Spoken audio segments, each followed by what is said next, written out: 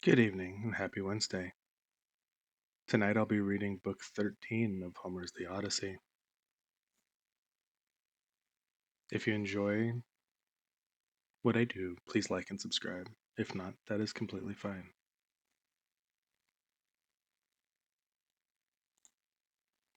Thus did he speak, and they all held their peace throughout the covered cloister, enthralled by the charm of his story, till presently Alcinous began to speak.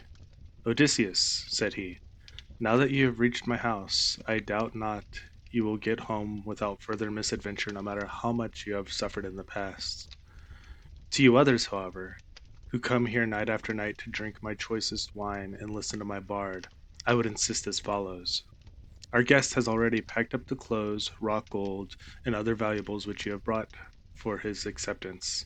Let us now, therefore, present him further, each one of us with a large tripod and a cauldron.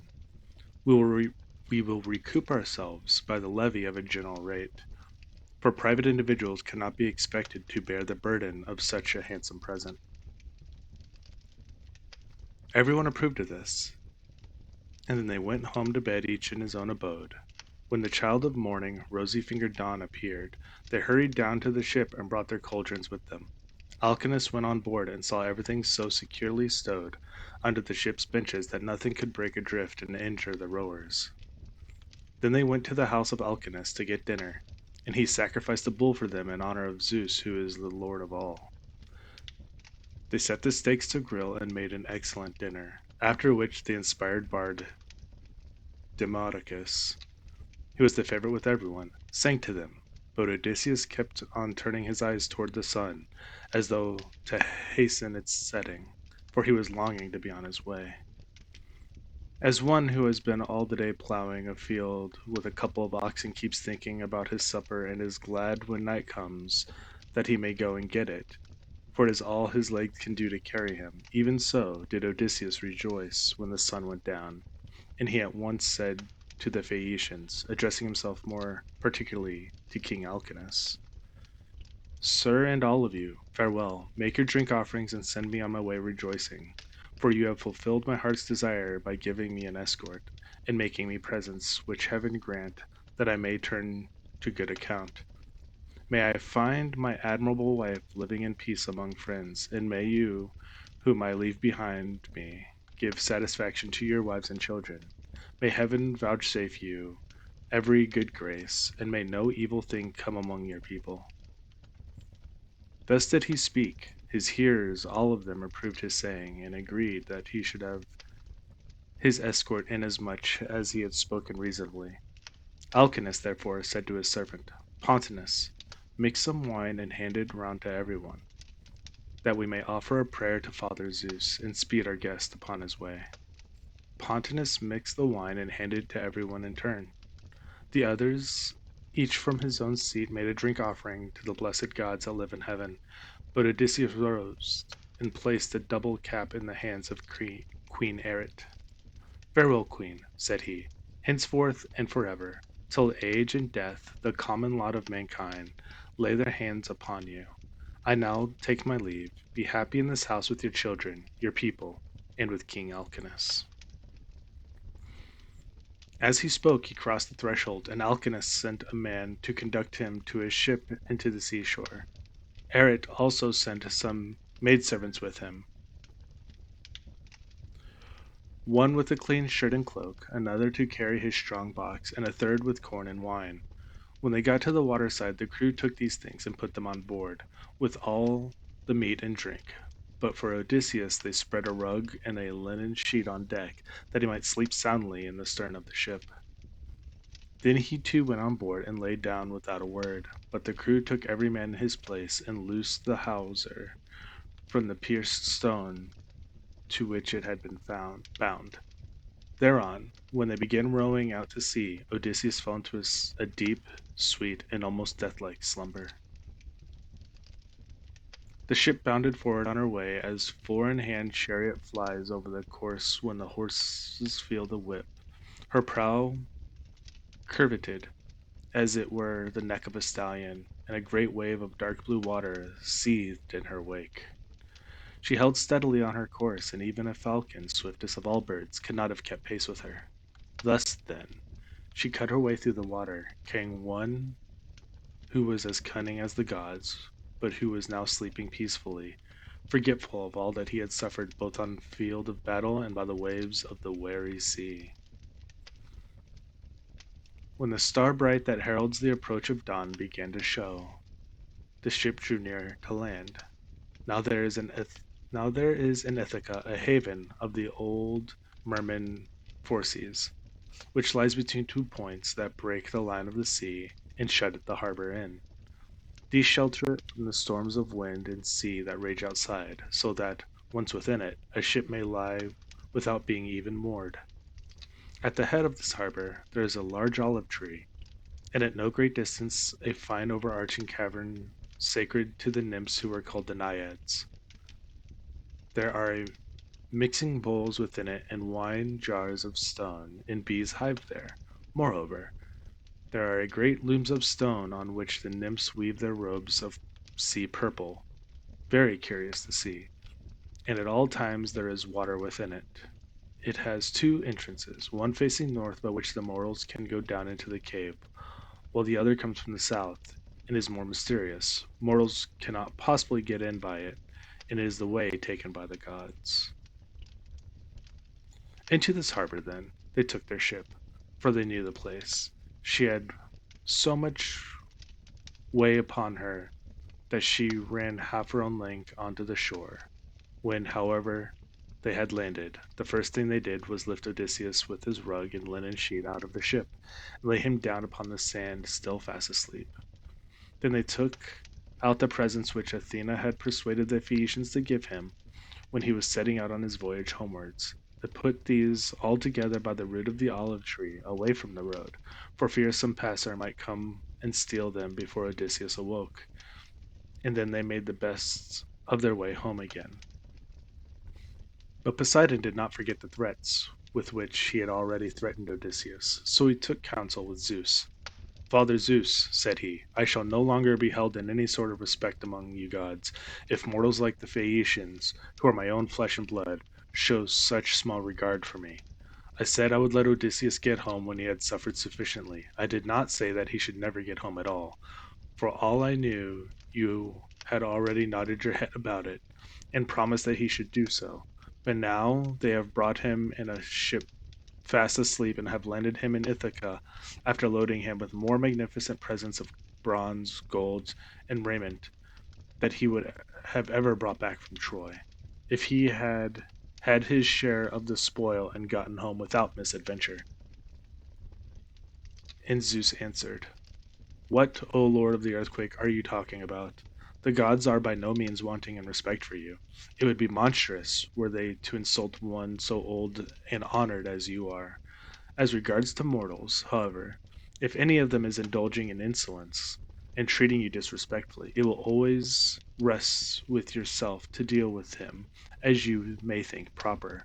So do just as you please." "I should have done so at once," replied Poseidon, "if I were not anxious to avoid anything that might displease you. Now, therefore, I should like to wreck the Phaeacian ship as it is returning from its escort. This will stop them from escorting people in the future, and I should also like to bury their city under a huge mountain." "My good friend," answered Zeus, "I should recommend you at the very moment when the people from the city are watching the ship on her way, to turn it into a rock near the land, looking like a ship. This will astonish everybody, and you can then bury their city under the mountain." When earth encircling Poseidon heard this, he went to the Scheria where the Phaeacians lived, and stayed there till the ship, which was making rapid way, had got close in. Then he went up to it, turned it to stone, and drove it down with the flat of his hand, so as to root it in the ground. After this he went away.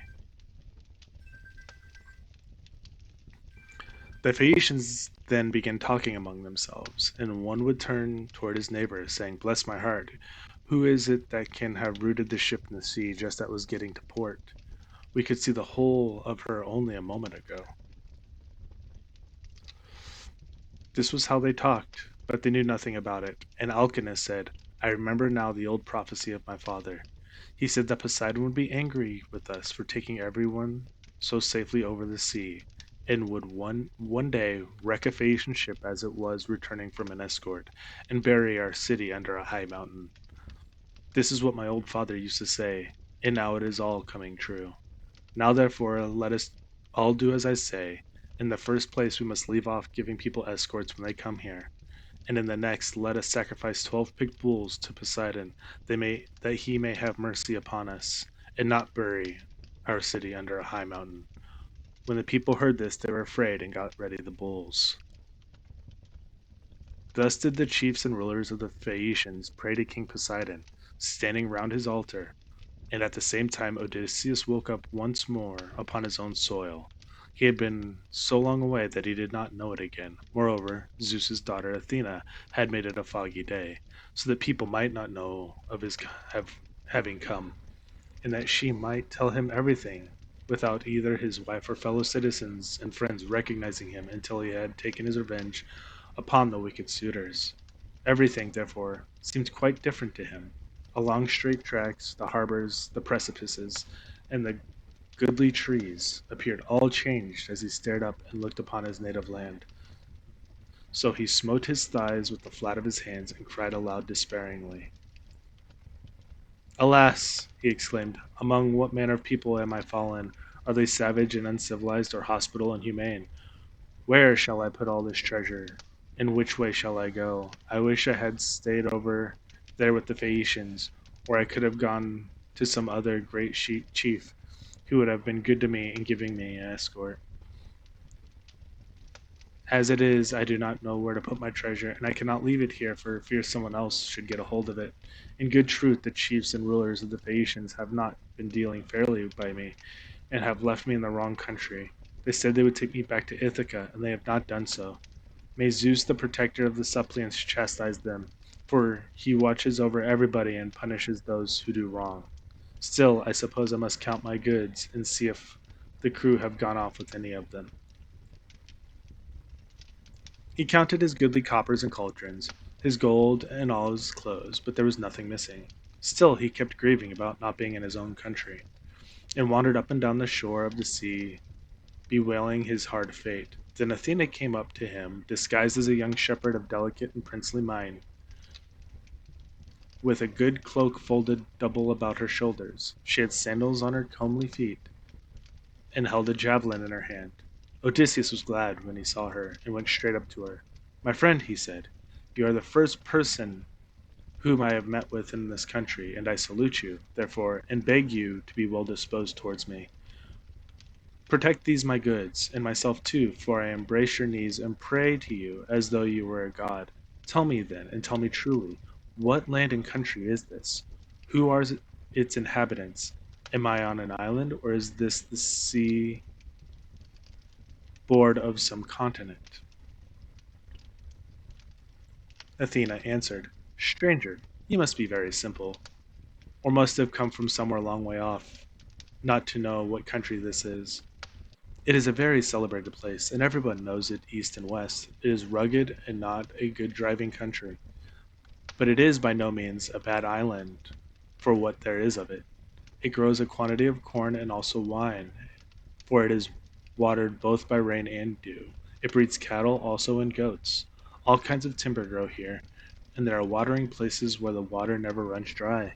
So, sir, the name of Ithaca is known even as far as Troy, which I understand to be a long way off from this Achaean country.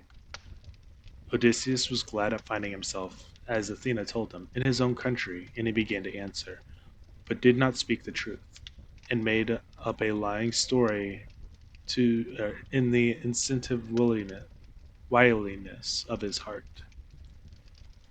Heard of Ithaca, said he, when I was in Crete beyond the seas, and now it seems I have reached it with all these treasures.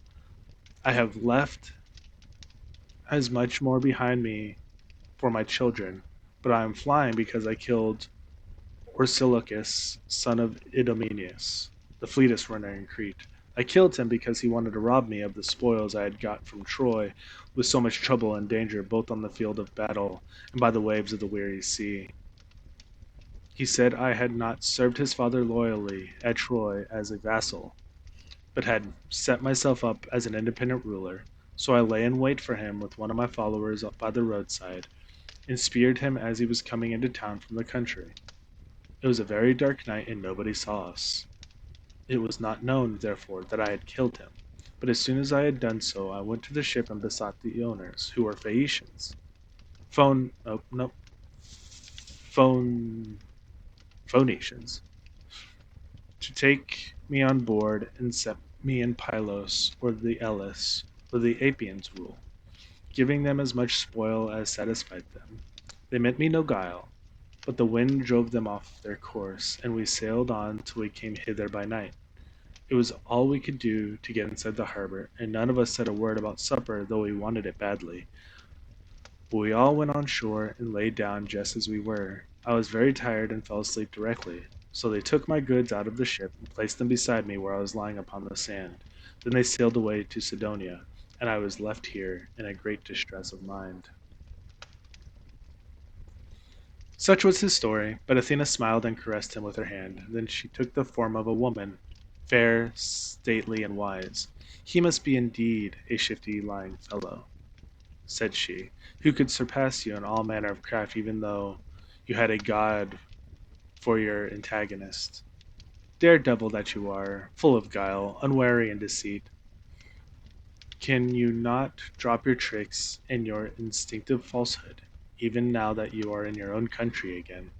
We will say no more, however, about this, for we can both of us deceive upon occasion. You are the most accomplished counselor and orator among all mankind, while I, for diplomacy and subtlety, have no equal among the gods. Did you not know Zeus's daughter Athena, me, who have ever been with you, who kept watch over you in all your troubles, and who made the Phaeacians take so great a liking to you? And now again, I am come here to talk things over with you, and to help you hide the treasure I made the Phaeacians gave you. I want to tell you about the troubles that await you in your own house. You have got to face them, but tell no one, neither man nor woman, that you have come home again. Bear everything, and put up with every man's insolence without a word. And Odysseus answered, a man, goddess, may know a great deal, but you are so constantly changing your appearance that when he meets you it is a hard matter for him to know whether it is you or not. This much, however, I know exceedingly well. You were very kind to me as long as we Achaeans were fighting before Troy, for from the day on which we went on board ship after having sacked the city of Priam, and heaven dispersed us, from that day, Athena, I saw no more of you, and I cannot ever remember your coming to my ship to help me in a difficulty. I had to wander on sick and sorry till the gods delivered me from evil, and I reached the city of the Phaeacians, where you encouraged me and took me into the town. And now I beseech you, in your father's name, tell me the truth, for I do not believe I am really back in Ithaca. I am in some other country, and you are mocking me and deceiving me in all that you have been saying. Tell me then truly, have I really gotten back to my own country? You are always taking something of that sort in your head, replied Athena, and that is why I cannot desert you in your afflictions. You are so plausible, shrewd, and shifty. Anyone but yourself on returning from so long a voyage would at once have gone home to see his wife and children. But you do not seem to care about asking after them or hearing any news about them till you have exploited your wife, who remains at home vainly grieving for you, and having no peace night or day for the tears she sheds on your behalf. As for my not coming near you, I was never uneasy about you, for I was certain you would get back safely, though you would lose all your men. I did not wish to quarrel with my uncle Poseidon, who never forgave you for having blinded his son. I will now, however, point you out to the lie of your land, and you will then perhaps believe me. This is the heaven of the old merman Phorcys, and here is the olive tree that grows at the head of it, near the cave sacred to the Naiads. Here, too, is the overarching cavern in which you have offered many an acceptable hecatomb to the nymphs, and this is the wooded mountain Neritum. As she spoke, the goddess dispersed the mist and the land appeared. Then Odysseus rejoiced at finding himself again in his own land, and kissed the bounteous soil. He lifted his hands up and prayed to the nymphs, saying, Naiad nymphs, daughters of Zeus, I made sure that I was never again to see you. Now therefore I greet you with all loving salutations, and I will bring you offerings as in the days old. If Zeus' redoubtable daughter will grant me life and bring my son to manhood. Take heart and do not trouble yourself about that, rejoined Athena. Let us rather set about stowing your things at once in the cave, where they will be quite safe. Let us see how we can best manage it all. Therewith she went down to the cave to look for the safest hiding places, while Odysseus brought up all the treasure of gold, bronze, and good clothing which the Phaeacians had given him. They stowed everything carefully away, and Athena set a stone against the door of the cave. Then the two sat down by the root of the cave, great olive, and consulted how to carry out the destruction of the wicked suitors. Odysseus, said Athena, noble son of Laertes, think how you can lay hands on these disreputable people who have been lording it in your house these 3 years, courting your wife, making wedding presents to her, while she does nothing but lament your absence, giving hope and sending encouraging messages to every one of them, but meaning the very opposite of all she says. And Odysseus answered, In good truth, goddess, it seems I should have come to much the same bad end in my own house as Agamemnon did, if you had not given me such timely information. Advise me how I shall best avenge myself. Stand by my side and put your courage into my heart, as on the day we loosed Troy's fair diadem from her brow. Help me now as you did then, and I will fight 300 men, if you, goddess, will be with me. Trust me for that, she said. I will not lose sight of you once we set about it, and I imagine that some of those who are devouring your sustenance, will then bespatter the pavement with their blood and brains. I will begin by disguising you, so that no human being shall know you. I will cover your body with wrinkles. You shall lose all of your yellow hair. I will clothe you in a garment that shall fill all who see it with loathing. I will blear your fine eyes for you, and make you an unseemly object in the sight of the suitors, of your wife, and of the son whom you left behind you. Then go at once to the swineherd, who is in charge of your pigs. He has always he has been always well affected towards you, and is devoted to Penelope and your son. You will find him feeding his pigs near the rock that is called Raven by the fountain Arethusa, where they are fattening on beech mast and spring water after their manner. Stay with him and find out how things are going, while I proceed to Sparta and see your son, who is with Menelaus at Lacedaemon, where he has gone to try and find out whether you are still alive. But why, said Odysseus, did you not tell him? For you knew all about it. Did you want him too to go sailing about amid all kinds of hardship while others are eating up his estate? Athena answered, Never mind about him. I sent him that he might be well spoken for having gone. He is in no sort of difficulty, but is staying quite comfortably with Menelaus, and is surrounded with the abundance of every kind. The suitors have put out to sea and are lying in wait for him, for they mean to kill him before he can get home. I do not think much I do not much think they will succeed, but rather that some of those who are now eating up your estate will first find a grave themselves. As she spoke, Athena touched him with her wand and covered him with wrinkles, took away all his yellow hair and withered the flesh over his whole body. She bleared his eyes, which were naturally very fine ones. She changed his clothes and threw an old rag of a wrap about him, and a tunic, tattered, filthy, and begrimed with smoke. She also gave him an undressed deer skin as an outer garment, and furnished him with a staff and a wallet all in holes, with a long or with a twisted thong for him to sling over his shoulder. When the pair had thus laid their plans, they parted, and the goddess went straight to Lacedaemon to fetch Telemachus.